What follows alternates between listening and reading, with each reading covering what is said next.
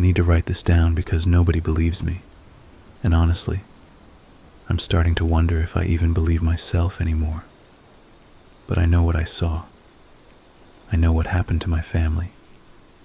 And I need someone, anyone, to understand why I can never go back to that place. My name is Daniel Harwood. I'm 34 years old, and until 18 months ago, I had a brother named Marcus, a sister-in-law named Teresa, and a nephew named Caleb, who had just turned 7. They lived on about 40 acres of land in northeastern Arizona, maybe 20 miles from the nearest town. Marcus had inherited the property from our grandfather, who had bought it decades ago for almost nothing. The land bordered the Navajo Nation, and our grandfather had always gotten along well with the families who lived nearby. Marcus tried to continue that relationship when he moved out there. I'm telling you this because it matters. It matters that Marcus respected the land and the people who had been there long before our family ever showed up. He wasn't some ignorant outsider who stumbled into something he didn't understand. He knew the stories. He'd been warned. And he still couldn't protect his family. I had driven out to visit them in late October. The plan was to stay for a week, help Marcus with some repairs on the house, and spend some quality time with Caleb. My marriage had fallen apart earlier that year, and I needed to get away from everything back home. Marcus had always been the stable one, the one who had his life figured out. Being around him made me feel like things could be okay again. The drive took about 9 hours from Phoenix. The last 40 minutes were on unpaved roads that wound through increasingly empty landscape. Red rock and scrub brush, occasional clusters of juniper trees. The kind of emptiness that feels deliberate, like the land itself is telling you that you're not supposed to be there. I arrived just as the sun was setting. The house was a single-story ranch that our grandfather had built in the 70s, with a newer addition Marcus had put on a few years back.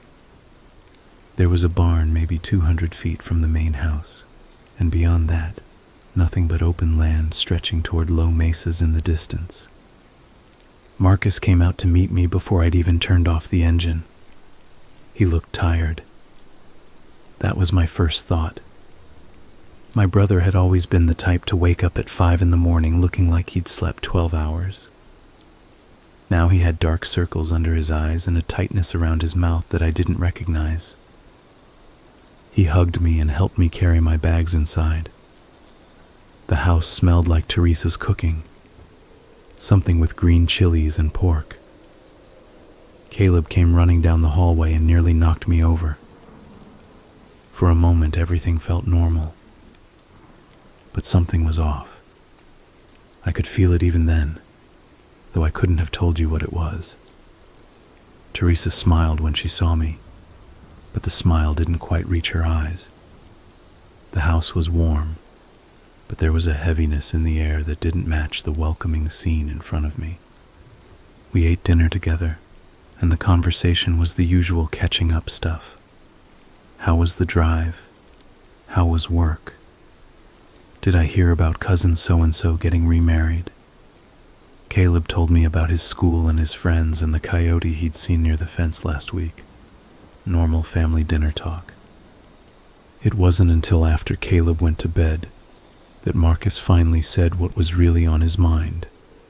We were sitting on the back porch with beers, looking out at the darkness. You don't really understand what dark means until you've been somewhere with no light pollution. The stars were incredible, but everything else was just black. The kind of black that seems to press against you. I need to tell you something, Marcus said. And I need you to not think I'm crazy. I told him I wouldn't. He took a long drink from his beer and stared out at the darkness for a while before he spoke again. Something's been coming around the property at night for the past few weeks. maybe longer. I asked him what he meant. Coyotes? Wolves? No. He shook his head. It walks on 2 legs. I felt something cold move through my chest, but I kept my voice calm. I asked if he'd seen it. Not clearly, just shapes, movement near the tree line. But Danny, whatever it is, it doesn't move right. It's too fast sometimes and then too slow, like it's learning how to walk. I didn't know what to say to that. Part of me wanted to tell him he was being ridiculous, that he'd been out here too long with nobody around, and his imagination was getting the better of him. But Marcus wasn't that kind of person. He was practical, grounded. If he was scared, there was a reason. "There's more," he said. "3 nights ago, I heard something outside Caleb's window. I went out with my rifle, but there was nothing there, just tracks in the dirt." I asked what kind of tracks. Marcus looked at me then, and I saw genuine fear in his eyes for the first time in my life. They started as dog tracks, big ones, but then they changed. About halfway to the fence, they turned into human footprints, barefoot. And Danny, they were going toward the house, not away from it. I didn't sleep well that night. The guest room was at the back of the house, and every small sound made me tense up. The wind against the window, the settling of the old frame. Once I thought I heard something scratching at the base of the exterior wall, but when I got up to check, there was nothing there. The next morning, Marcus showed me the tracks. They were exactly as he'd described. Large canine prints that gradually elongated and smoothed out until they became unmistakably human.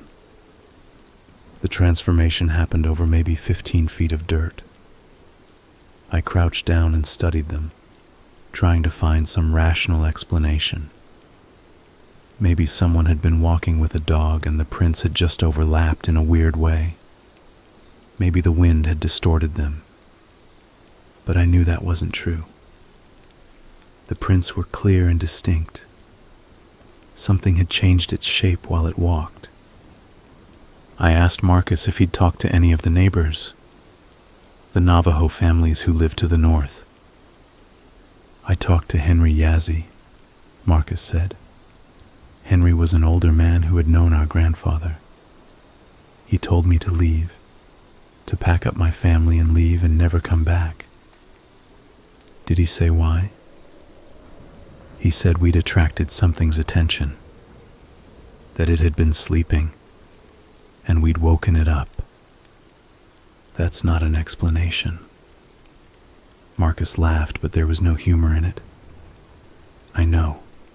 I pushed him on it. Asked what we were supposed to have done, how we could make it right." He paused. He just shook his head and said some things can't be made right. Some things just have to run their course. I stayed close to the house for the rest of that day. Teresa seemed grateful to have another adult around. She told me she hadn't been sleeping either, that she'd been having dreams about something standing outside her window, watching her through the glass with eyes that reflected light like an animal's, but had something wrong with them. Something human. Caleb seemed oblivious to the tension. He played in the yard while I helped Marcus fix a broken section of fence. Kids are good at not noticing things they don't want to notice. Or maybe whatever was out there hadn't shown itself to him yet. That night, Marcus and I took turns keeping watch. He went first while I tried to sleep, then woke me around 2 in the morning. I sat on the back porch with a rifle across my lap and a strong cup of coffee in my hand, staring out at the darkness and listening. For about an hour, nothing happened. The night was still and quiet. No wind, No animal sounds. That should have been my first warning. The desert is never completely silent. There's always something moving out there, some small creature going about its business. But that night, it was like everything had gone to ground. Then I heard it. It started as a coyote howl, distant and unremarkable, but it didn't stop the way coyote calls usually do. It kept going, rising in pitch, and then it started to change. The animal sound stretched and distorted until it became something else entirely. It became words. My name. Something out in the darkness was calling my name, in a voice that started as a coyote and ended as something almost human. I went inside and woke Marcus. By the time we got back to the porch, the sound had stopped, but neither of us slept for the rest of the night. The next few days settled into a tense routine. During the day, things were almost normal. We worked on the house. Teresa cooked meals. Caleb went to school, though Marcus drove him instead of letting him take the bus. But every night, something happened.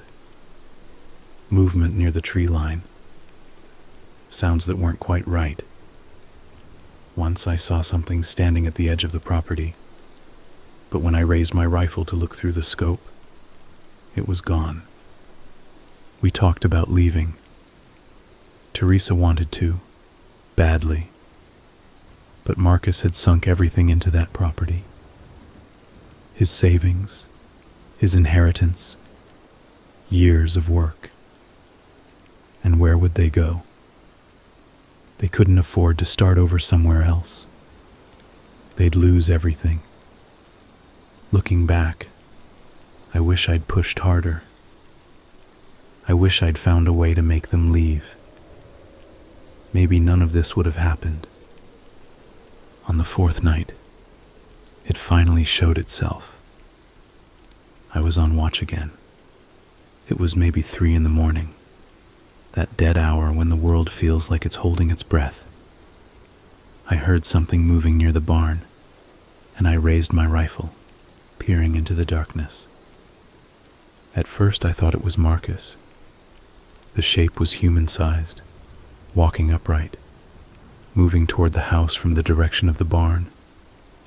I almost called out to him, but something stopped me. Something about the way it was moving. It was too fluid. That's the only way I can describe it. Like its joints bent in places they shouldn't, or like it had extra joints that a person wouldn't have. And it was covered in something dark that caught the starlight in a way that made my stomach turn. I realized what it was wearing just as it stepped into the faint light coming from the kitchen window Teresa had left on. It was wearing skin, animal skin, stitched together crudely, draped over its body like a robe. I could see parts of coyote fur, something that might have been deer hide, and other patches I couldn't identify. The face beneath the cowl of skin was pale and stretched, with features that were almost human, but wrong in ways I still can't fully articulate. The mouth was too wide. The eyes reflected light like an animal's, but they tracked me with an intelligence that was utterly human. It smiled at me. I fired. The shot should have hit its center mass, but it moved at the last instant, faster than anything that size should be able to move. And then it was gone, just disappeared into the darkness like it had never been there. The gunshot woke everyone. Marcus came running out with his own rifle. Teresa was screaming. Caleb was crying. I tried to explain what I'd seen, but the words came out jumbled and wrong.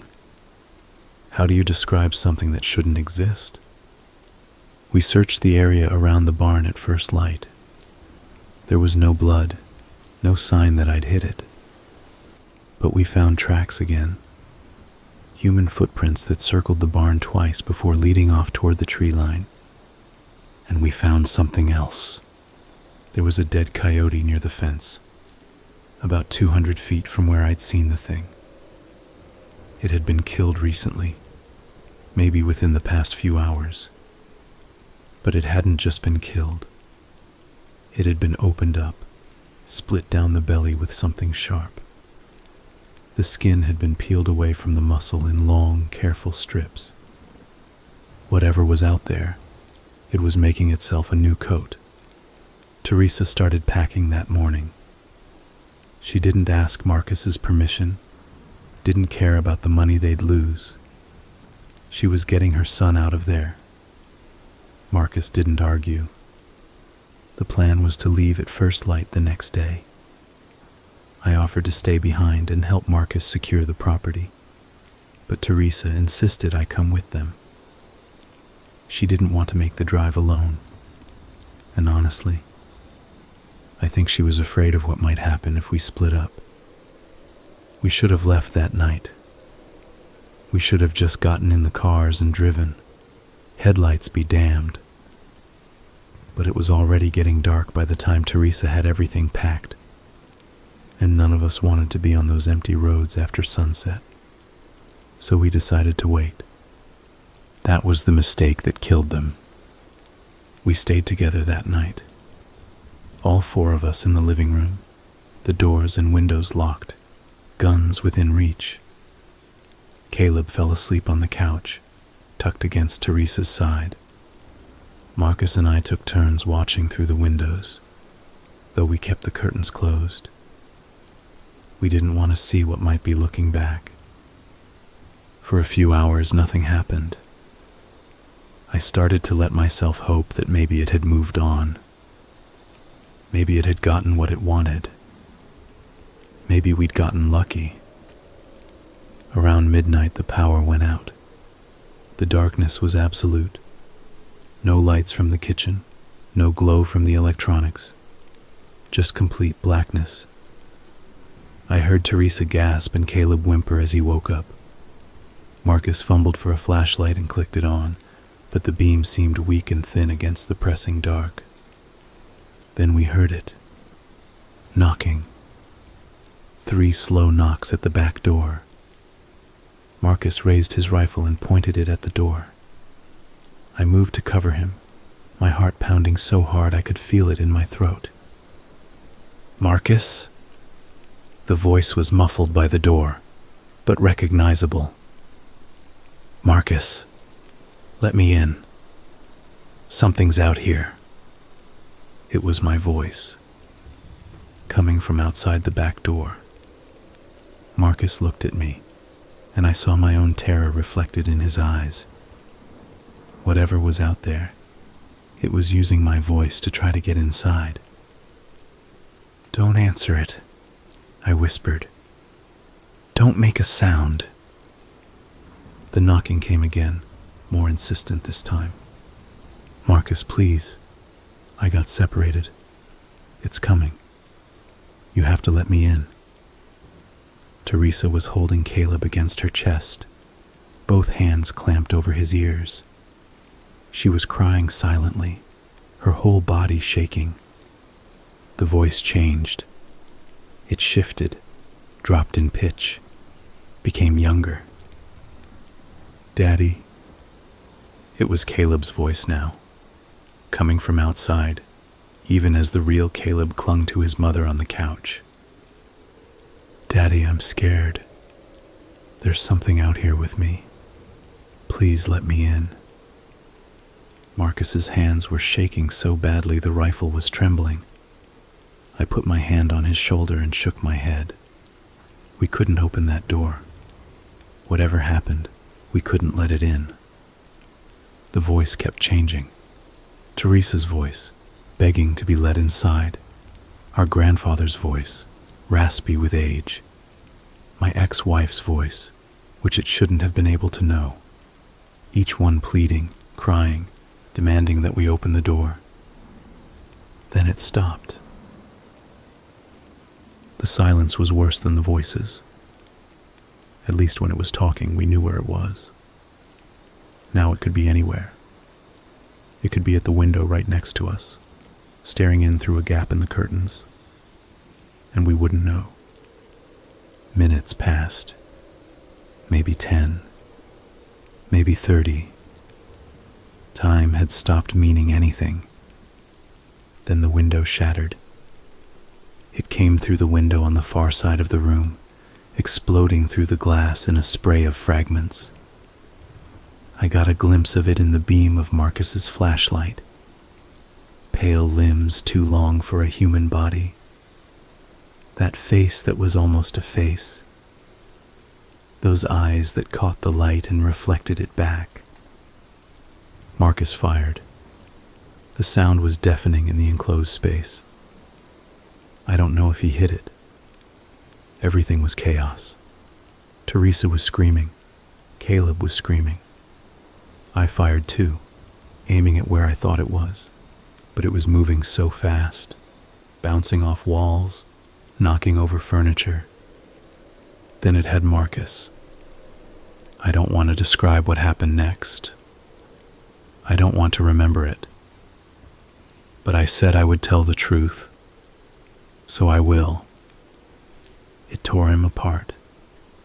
That's the only way to say it. My brother, who had taught me how to ride a bike, who had been my best man at my wedding, who had always been the person I called when I didn't know what to do. It opened him up with those two long fingers that ended in points like claws, and it reached inside him while he was still alive. Marcus screamed. It was a sound I'll hear for the rest of my life. A sound that started as pain and ended as something worse. I grabbed Teresa and Caleb and ran. I'm not proud of it. I left my brother there to die, to be taken apart by something that shouldn't exist. But there was nothing I could do. And if I'd stayed, we all would have died. We made it to the car. I still don't know how. Teresa shoved Caleb into the back seat while I started the engine. The headlights came on and caught the thing standing in the doorway of the house, covered in my brother's blood. Those eyes reflecting the light like twin mirrors. It smiled at me again. I floored it. The car fishtailed on the dirt road, but I kept my foot down, kept my eyes forward, didn't look back. Teresa was sobbing in the seat next to me, Caleb wailing in the back. We drove for maybe 10 minutes before I realized something was wrong. Teresa had stopped crying. She was sitting very still in the passenger seat, her hands folded in her lap. Teresa? I glanced over at her. She turned to look at me, and in the glow of the dashboard lights, I saw that her eyes were wrong. The pupils were too large, too dark, and there was something behind them that wasn't Teresa. You should have let me in when I asked nicely, she said, in a voice that wasn't quite hers. I slammed on the brakes. The car skidded to a stop in the middle of the dirt road. Teresa, or the thing that looked like Teresa, kept smiling at me. You can't outrun me, it said. No one ever does. I turned around to check on Caleb. He was still in the back seat, pressed against the door, looking at his mother with an expression of pure terror. That's not Mommy, he whispered. He was right. I don't know when it had happened. Somewhere between the house and here, Teresa had been taken. Maybe it had gotten into the car with us somehow. Maybe it had been her all along, and the real Teresa had died without me noticing. I'll never know for certain. But I knew one thing. I had to get Caleb away from that thing. I reached into the back seat and grabbed him, opened my door, and pulled him out of the car with me. The thing that had been Teresa made a sound that might have been a laugh as we ran. We ran into the darkness. No flashlight, no weapon, just blind flight into the desert night. I carried Caleb because his legs couldn't keep up, and I ran until my lungs burned and my muscles screamed. I don't know how long we ran. It felt like hours, but it was probably only minutes. At some point, I found a dry wash, a shallow depression carved by flash floods, and I pulled Caleb down into it. We lay there in the dirt, trying not to breathe too loud, listening for pursuit. I heard it. Footsteps in the desert, crunching over rocks and scrub brush, coming closer. Then a voice. Teresa's voice, but not. Caleb? Caleb, honey, where are you? Mommy's looking for you. Caleb started to sit up, started to answer. I clamped my hand over his mouth and held him down. The footsteps came closer. I could see a shape moving against the stars, maybe 50 feet away. Caleb, please, I'm scared. Don't you want to help Mommy? It passed by us. Somehow, impossibly, it passed by us. I lay there with my hand over Caleb's mouth, not daring to move, until the footsteps faded into the distance. We stayed in that wash until dawn. I don't know how Caleb slept, but at some point he did. His small body curled against mine. I held him and watched the darkness and waited for the thing to come back.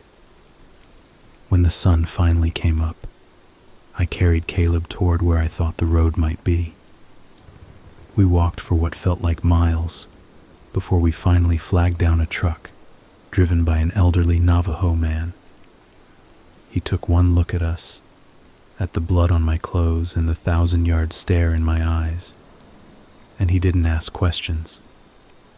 He just drove us to the nearest town. The police didn't believe me, of course. They found the house. They found Marcus, what was left of him. They found Teresa's body about a mile from where we'd abandoned the car. She'd been dead for hours, they said. The thing had killed her and then worn her face to get close to us. But they didn't find anything else. No creature. No tracks. No evidence that anything besides a particularly brutal human killer had been out there. They thought I did it for a while. I don't blame them. 2 people dead. A survivor with no credible explanation. A history of emotional instability after my divorce. It made a certain kind of sense, but they couldn't make anything stick. And eventually they had to let me go. Caleb lives with Teresa's sister now. I see him sometimes when she'll let me. He doesn't talk about what happened. Neither do I. But I know he remembers. I can see it in his eyes. That same awareness I feel every time the sun goes down and the darkness starts to creep in. I moved to the city afterward. Somewhere with streetlights on every corner and people around at all hours. Somewhere I can pretend the darkness is just absence of light, not a living thing waiting to get in. But I still hear it sometimes. When I'm alone, when it's late, when the night is too quiet. I hear something outside my window, calling to me in voices it shouldn't know. Sometimes it sounds like Marcus, sometimes like Teresa, sometimes like Caleb, even though I know Caleb is still alive, still safe. And sometimes, worst of all, it sounds like me. I don't know what it was. The Navajo have a name for things like that, but I won't write it here. They say writing the name can attract its attention, can call it to you. I've already attracted enough attention. What I know is this. It's still out there. It's still hungry. And someday, maybe soon, it's going to finish what it started. I keep a gun in my nightstand now. Not because I think I can kill it. I saw what bullets did to that thing, which was nothing at all. I keep the gun because I've decided that if it comes for me, if I hear my own voice calling from outside my door, I'm not going to give it the satisfaction. I'm not going to become another coat for it to wear. That's all I have to say. I don't expect anyone to believe me. I barely believe myself, and I was there. But I needed someone to know the truth. I needed someone to understand why I can't sleep anymore, why I flinch at shadows, why I'll never set foot in Arizona again. If you're reading this, do me a favor. If you ever find yourself on empty roads in the desert and you hear someone you love calling your name from the darkness, don't answer. Just keep driving. And whatever you do, don't let it in. It's been 6 months since I wrote everything above. I'm adding this part now because something happened last week that I need to document. I thought moving to Portland would help. Rain, clouds, green everywhere. About as different from the Arizona desert as you can get. For a while it worked. The nightmares came less often. I could walk down the street without checking over my shoulder every few seconds. I started seeing a therapist. Started taking medication. Normal stuff for someone processing trauma. But last Tuesday I came home from work and found something on my doorstep. It was a piece of coyote fur, torn, ragged at the edges, about the size of my palm. There was dried blood on one corner. I live on the 4th floor of an apartment building. There are no coyotes in Portland, not anywhere near downtown. And even if there were, there's no way a random piece of fur would end up on my specific doorstep. I stood there staring at it for a long time. Then I picked it up, went inside, and locked the door. I checked every window, every closet, under the bed. Nothing. That night, I heard knocking at my door. Slow, deliberate. 3 knocks, then silence. I didn't answer. I sat in my bedroom with my gun in my hand and waited for it to stop. After about an hour, a voice came through the door. It was Marcus. "Danny, you in there? I drove all the way up here to see you, man. Open up." I knew it wasn't Marcus. Marcus has been dead for 18 months. I saw what was left of him. But the voice was perfect. The inflection. The way he always said "man" at the end of sentences when he was trying to be casual. It was him. "Danny, come on. Don't be weird. It's cold out here."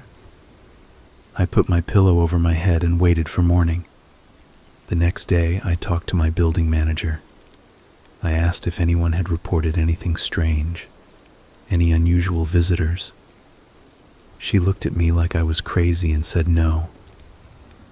I've been checking my door every night since then. So far, nothing else has happened. No more fur, no more knocking. But I know it's out there. I know it followed me. I've started researching, reading everything I can find about what the Navajo call these things, though I'm still not writing the name. Most of what's online is garbage, made up stuff from people who've watched too many horror movies. But there are some accounts that feel real. People who've encountered something they can't explain. People who've lost family members and been blamed for it, because no one else could understand. One thing I keep reading is that these things are drawn to trauma, to fear, that they feed on it, that they're attracted to people who've already been touched by death. If that's true, then I'm basically a beacon. I'm a walking dinner bell. Another thing I've read is that they're patient. They don't always strike right away. Sometimes they watch, learn, wait for the perfect moment. I think it's watching me now. I think it's been watching me for months, learning my routines, learning my fears, and I think it's almost ready. I don't know what to do. Running didn't work. The city didn't work. Therapy and medication don't help when the thing you're afraid of is actually real. I've thought about going back to Arizona, finding Henry Yazzie, the old man who warned Marcus. Maybe he knows something that could help. Maybe there's a way to make it stop. But I'm scared. I'm scared that if I go back there, I won't come home. I'm scared that it's exactly what it wants me to do. There's one more thing I need to write down, and then I'm going to stop. I'm going to close this document and try to pretend everything is normal for a while. 2 nights ago, I woke up around 3 a.m. I don't know what woke me. A sound, maybe. A feeling. That sense you get sometimes when someone's watching you. I looked at the window. My bedroom is on the 4th floor. There's nothing outside that window but air and rain and the lights of the city. But there was someone there. Just a shape. Dark against the glass. I couldn't make out features, just the outline of a head and shoulders. It was pressed against the window from the outside, even though that's impossible. There's no balcony, no ledge, nothing to stand on. I reached for my gun on the nightstand. When I looked back, it was gone. I spent the rest of the night with every light in the apartment on, the gun in my lap, jumping at every sound. In the morning, I found a handprint on the outside of the glass. 5 fingers, too long to be human, splayed out like it had been pressing against the window. Looking in, I'm leaving Portland tomorrow. I don't know where I'm going. Maybe Arizona. Maybe somewhere else entirely. Maybe it doesn't matter where I go, because it's already found me. But I have to try. I have to try, because the alternative is waiting here for it to get bored with watching and finally come inside. I'll update this if I can. If I'm able. If you're reading this and I haven't updated in more than a few weeks, assume the worst. And remember what I told you. Don't answer. Don't let it in. This is the last thing I'm going to write. I found Henry Yazzie. Or rather, he found me. I drove to Arizona 3 days ago. I don't know why I thought it would help. Desperation, probably. The sense that I had nowhere else to turn. I went to the address Marcus had given me months ago, an old house on the reservation where Henry supposedly lived. The house was empty. Not abandoned, just empty, like someone had left recently.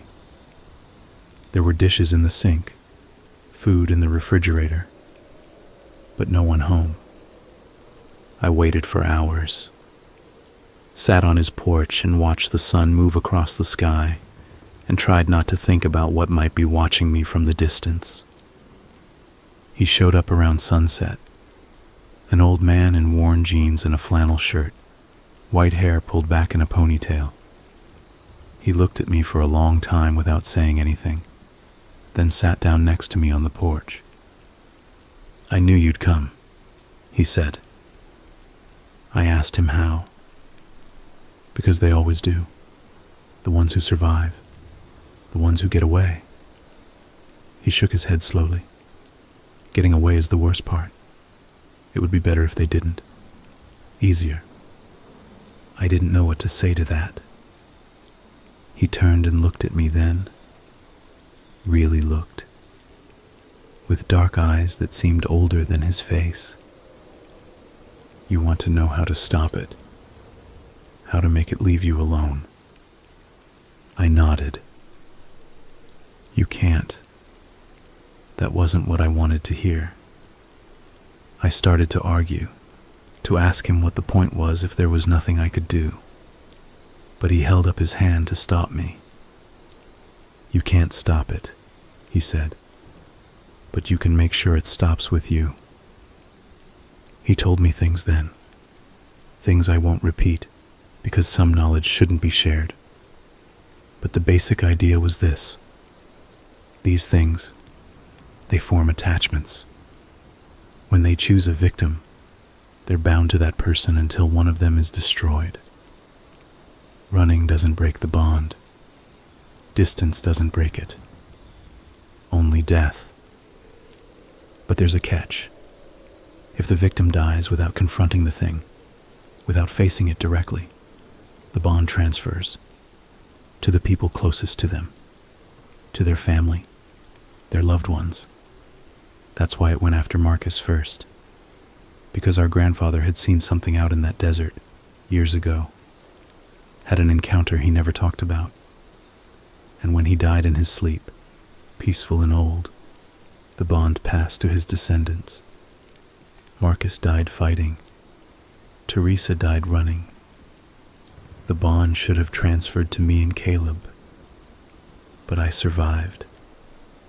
I got away.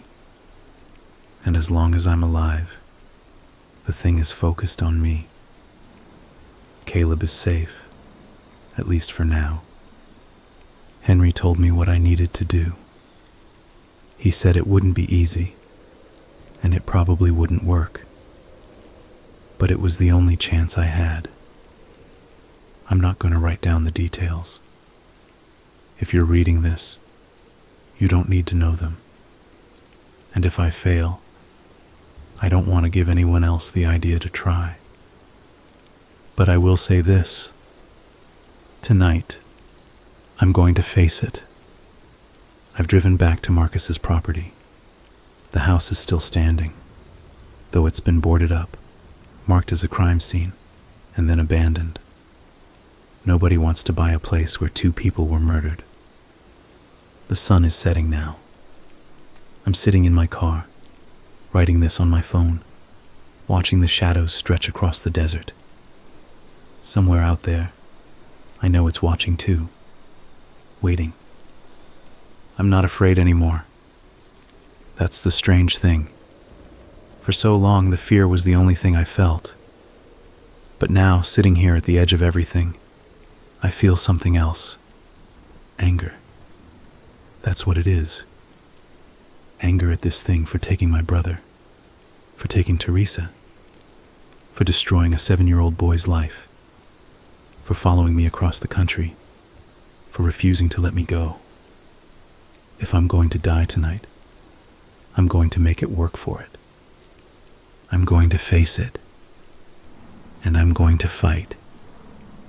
And if I'm very lucky, I'm going to end this. And if I'm not lucky, well, at least the bond dies with me. At least Caleb gets to grow up without this thing hunting him. The sun is almost down now. I need to go. If you're reading this, remember my name. Daniel Harwood.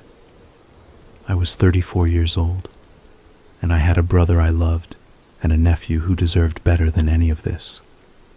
Remember that I tried. And remember the most important thing. Sometimes the monster wins. Sometimes there's nothing you can do. But that doesn't mean you don't try. That doesn't mean you don't fight. Goodbye.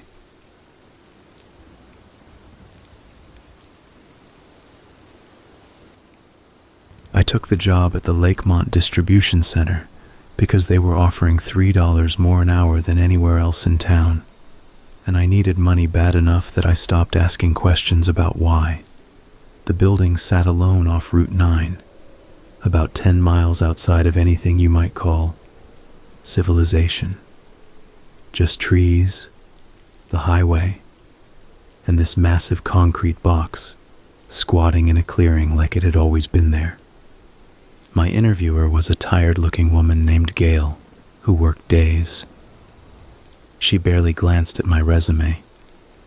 The whole interview took maybe 4 minutes. "You comfortable working alone?"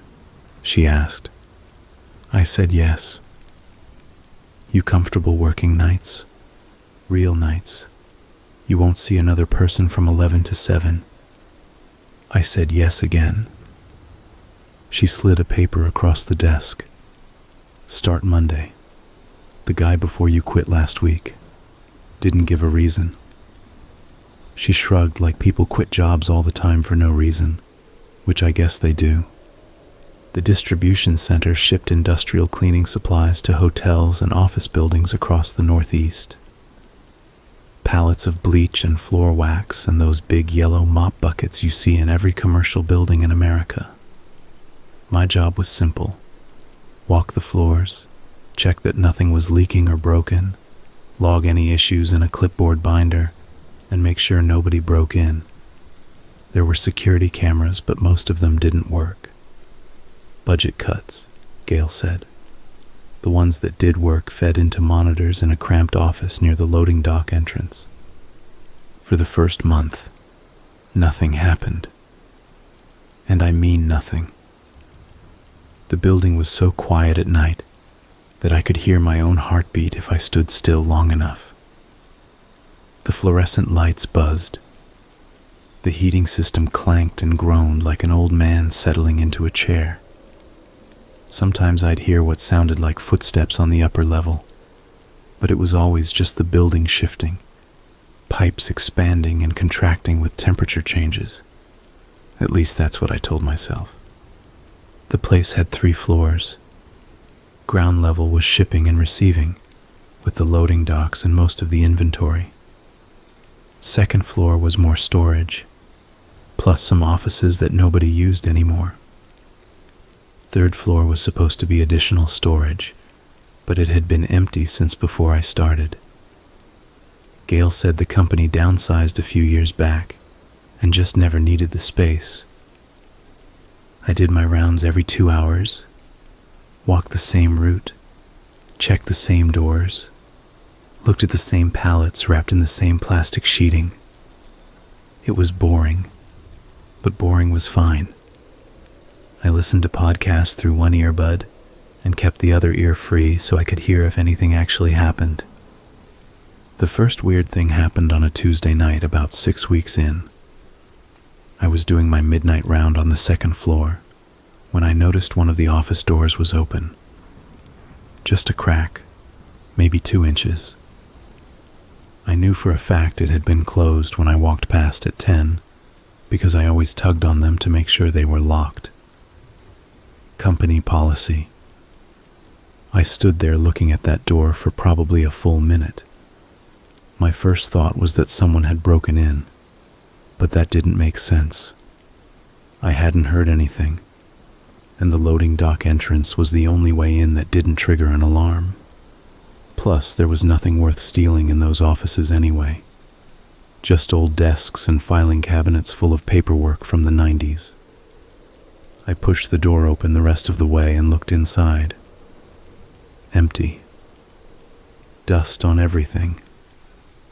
No footprints in the dust except mine from when I'd checked the room during my first week. I pulled the door shut and tested the handle. It held. I wrote it down in my log as a possible latch issue and moved on. But then it happened again 3 nights later. Same door. This time it was open a full foot, like someone had walked through and not bothered to close it behind them. I checked the room again. Still empty. Still no footprints. The window was still painted shut, same as before. I mentioned it to Gail when our shifts overlapped on Friday morning. She barely looked up from her computer. "Old building," she said. Doors stick, then they don't. I'd mention it to maintenance, but we don't have maintenance anymore. That was the end of the conversation. The doors kept opening. Not every night, but often enough that I started keeping track. It wasn't just that one office anymore. By October, I'd found open doors on all 3 floors, always ones I was certain I'd checked and confirmed locked. I stopped writing them in the official log because I didn't want anyone thinking I was losing my mind. Started keeping my own notes on my phone instead. Then I found the first body. It was November, maybe a week before Thanksgiving. Cold enough that I could see my breath in the unheated sections of the building. I was doing my 2 a.m. round on the ground floor, walking between 2 long rows of palletized inventory, when I saw something on the floor about 30 feet ahead. My first thought was that something had fallen off a pallet. Happened sometimes. Products shifted during transport and eventually worked their way loose. I walked toward it, already thinking about which form I'd need to fill out for damaged goods. Then I got close enough to see what it actually was, and I stopped walking. It was a man. He was lying face down with his arms stretched out in front of him, like he'd been crawling towards something when he died.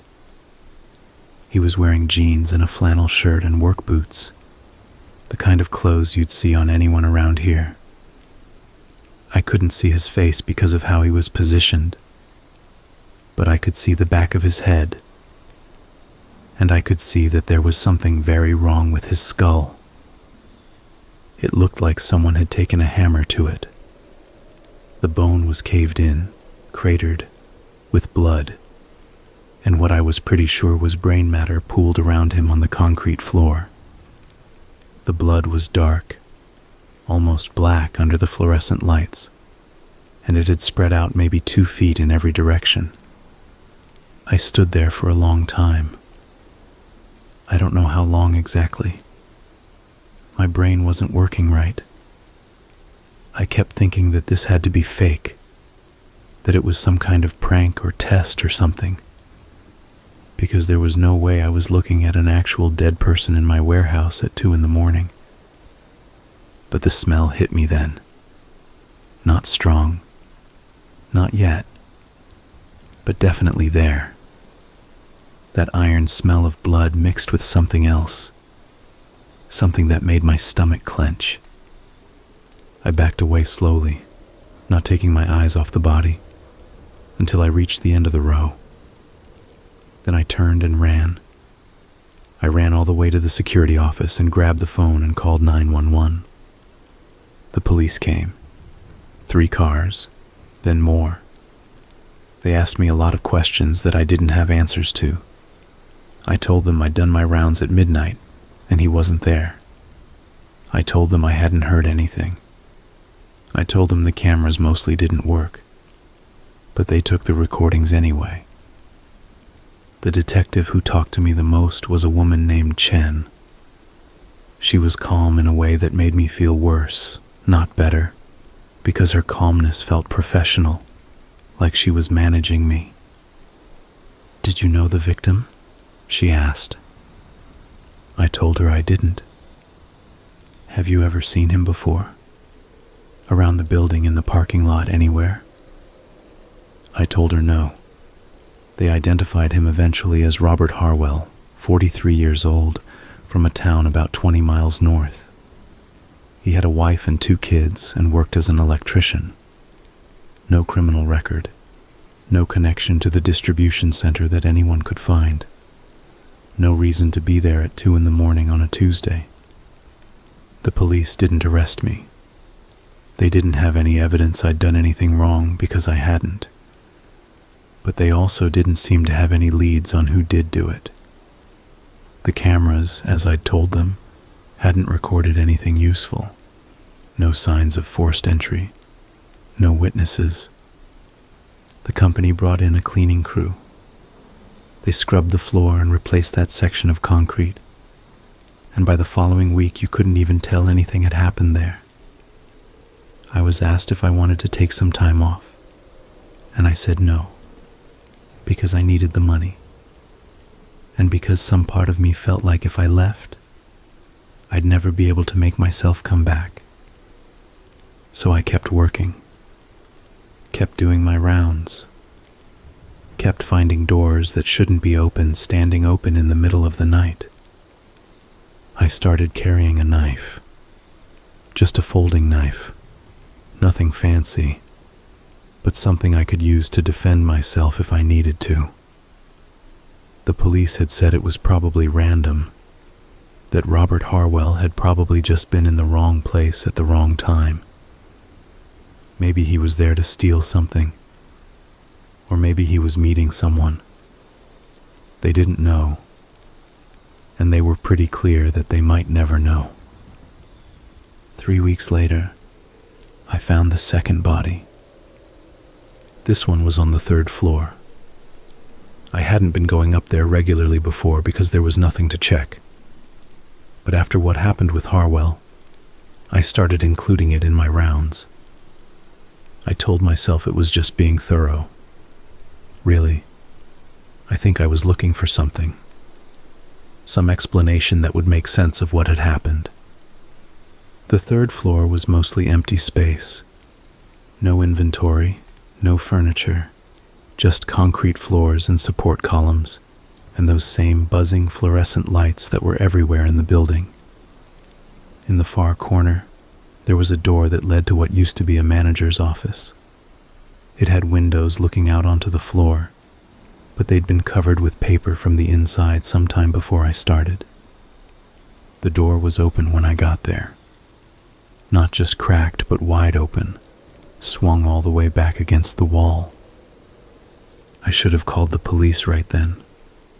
I knew something was wrong. But I walked toward it anyway, my hand on my knife, my heart pounding so hard I could feel it in my throat. The office had been stripped of furniture except for a metal desk and a single chair. The walls were covered in paper, sheets and sheets of it, some taped up and some just tacked with pushpins that had rusted orange over the years. Most of the paper was blank. A few sheets had writing on them, but I couldn't read what it said because my attention was entirely on the thing sitting in the chair. It had been a woman. I say had been because she wasn't a woman anymore. Not really. She was a body. She was sitting in the chair with her head tilted back and her eyes open, staring at the ceiling. Her throat had been cut so deeply that I could see the white of her vertebrae through the wound. Blood had run down her chest and pooled in her lap and dripped onto the floor beneath the chair, forming a dark lake that reflected the fluorescent lights. Her hands were in her lap, palms up, and someone had placed objects in them. In her left hand was a key. In her right hand was what looked like a tooth, a human molar. I don't remember leaving the building.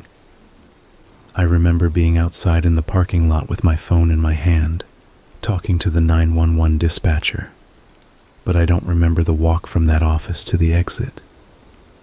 My brain just edited it out. Detective Chen was back. She looked older than she had 3 weeks ago, tired in a way that went deeper than just not sleeping enough. "Same M.O.," she said. Not to me, to another cop. But I heard her. The victim was identified as Jennifer Reyes, 31 years old, a nurse at a hospital 2 counties over. Like Harwell, she had no connection to the building, no criminal history, no apparent reason to be there. She'd been reported missing by her husband 4 days before I found her. They asked me the same questions they'd asked before. I gave them the same answers.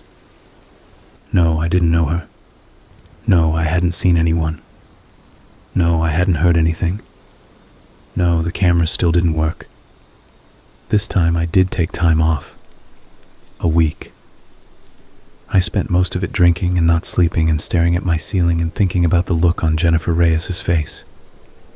Her eyes had been open. She'd seen it coming. She'd known. When I went back, they'd assigned another security guard to work with me. His name was Marcus, and he was in his 50s and had worked security jobs for most of his adult life. He was calm and competent and didn't seem bothered by what had happened. "Seen worse," he said when I asked him about it. He didn't elaborate. Having Marcus there helped. I still did my rounds, still checked the doors, but knowing there was another person in the building made the silence feel less oppressive. We worked opposite ends of the building, meeting up every hour to check in. And for almost 3 months, nothing else happened. I started to believe it was over, that whatever had been going on, whoever had been killing people in my warehouse, had moved on. Maybe they got scared when the police started paying more attention. Maybe they just got bored. Then Marcus disappeared. It was a Thursday night in February.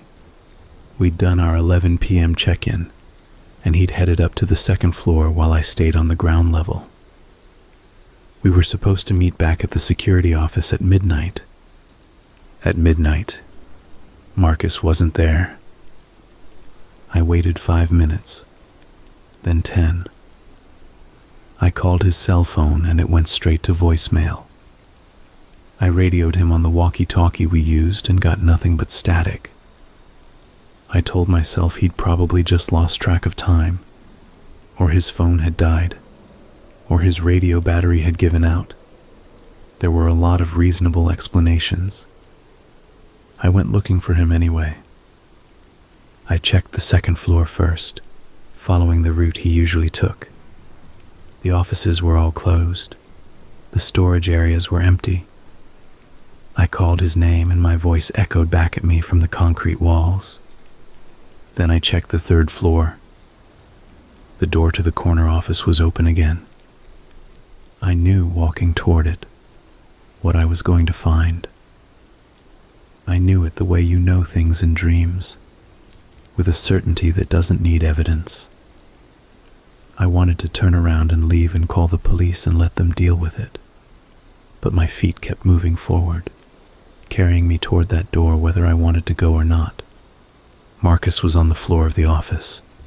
He was lying on his back with his arms at his sides, almost peaceful looking, except for what had been done to his face. Someone had cut it off. Not just damaged it, but actually removed it, leaving behind a red and white ruin of muscle and bone and exposed teeth. The face itself was nowhere that I could see. There was no blood pool this time. The floor around him was almost clean, which meant he'd been killed somewhere else and moved here, which meant whoever did this had been in the building with us the whole time. I ran. I didn't check anything, didn't look back, just ran.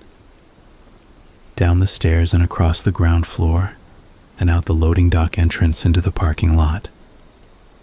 My car was parked maybe 50 feet from the door, and those 50 feet felt like miles. I made it to my car. I got inside and locked the doors and started the engine and drove. I didn't stop until I was at the police station, and even then I sat in my car for 10 minutes before I could make myself go inside. The police searched the building. They found Marcus. They found something else too. Something they didn't tell me about directly, but that I heard about later from Detective Chen when she came to take my statement. In the basement, in a section that wasn't supposed to exist according to the building's plans, they found a room. The room had a mattress and a small camp stove and bottles of water lined up against one wall. Someone had been living down there, living in my building, moving around at night while I did my rounds, opening doors and watching me from somewhere I couldn't see. There was other evidence too, things they wouldn't show me or tell me about. But I saw the look on Chen's face when she talked about it, and I saw the way the other cops looked at each other, and I knew it was bad. They didn't catch anyone. The room was empty when they found it. Whoever had been living there was gone. I quit the job. Obviously. I couldn't go back there. Couldn't even drive past the building without feeling like I was going to throw up. I moved to a different town, got a different job, tried to pretend none of it had ever happened. But here's the thing that stays with me. The thing that keeps me up at night even now.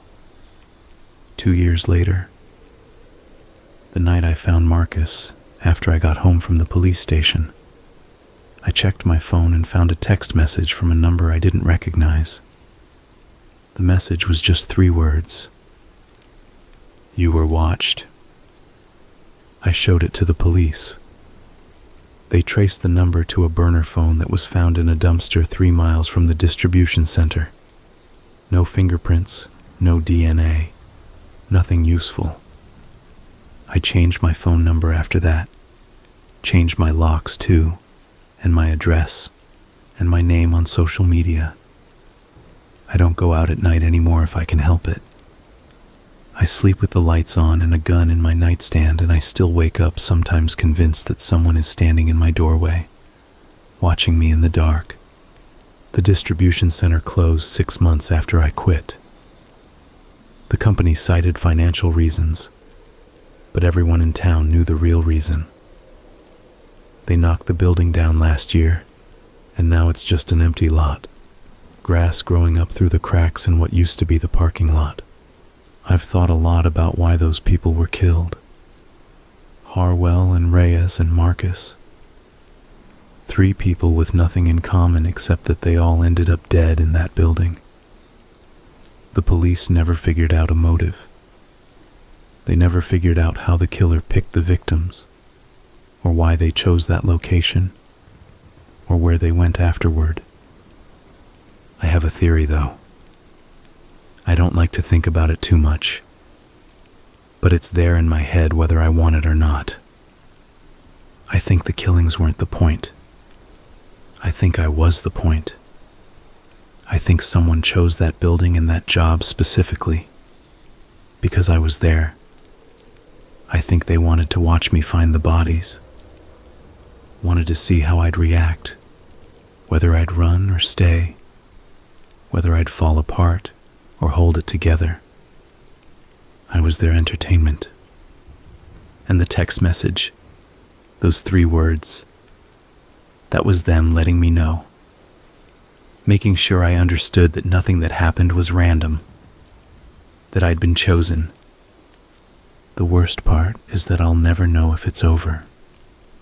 Maybe whoever did this got what they wanted and moved on to something else. Or maybe they're still out there somewhere, watching someone else. Or maybe they're watching me again, right now, waiting for the right moment to remind me that I'm not as safe as I think I am. I check my locks 3 times every night. I sleep with the lights on. I flinch at every unexpected sound. And sometimes, late at night when I can't sleep, I think about those doors in the distribution center. All those doors that kept opening when they should have been locked. I think about how many times I walked past them, completely unaware that someone was in the building with me, moving through the darkness just out of sight. I wonder how close they got. I wonder if they ever stood behind me while I was checking my phone or writing in my log, close enough to touch me if they wanted to, close enough that I should have heard them breathing. I wonder if they're close enough right now. That's the thing about fear. It doesn't go away just because the danger might be gone. It takes up residence in your head, and it stays there, feeding on every shadow and every creak and every knock on the door. I used to think I knew what it meant to be safe. Now I know there's no such thing. There's just the moments when nothing bad is happening yet, and the moments when something bad is happening. And you never get to know which kind of moment you're in until it's too late to do anything about it. I still have that knife I bought after finding Robert Harwell. I carry it with me everywhere. I know it probably wouldn't help if someone really wanted to hurt me, but it's something solid in my pocket. Something sharp I can wrap my fingers around when the fear gets too big. That's all any of us have, really. Small, sharp things to hold on to in the dark. I don't tell this story often. Most people don't want to hear it, and the ones who do want to hear it are usually looking for something I can't give them. They want a neat ending, an explanation that makes sense. They want to know that the bad guy got caught, or that there was a reason for what happened. I don't have any of that. All I have is what I've told you. 3 dead people, an empty building, and a text message from a stranger. That, and the certainty, bone deep and permanent, that somebody once chose me for something I never asked for and never understood. That I was looked at by someone who saw me as a thing to be used, a toy to be played with. That somewhere in the world, maybe close and maybe far away, there's a person who remembers my name and my face, and the way I looked when I found what they left for me to find. I hope I never see them. I hope they forget about me and move on and leave me alone for the rest of my life. But I don't believe in hope anymore. Not really. Hope is for people who haven't seen what I've seen. All I have is the knife in my pocket, and the lights I leave on, and the sound of my own breathing in the dark, counting down the hours until morning.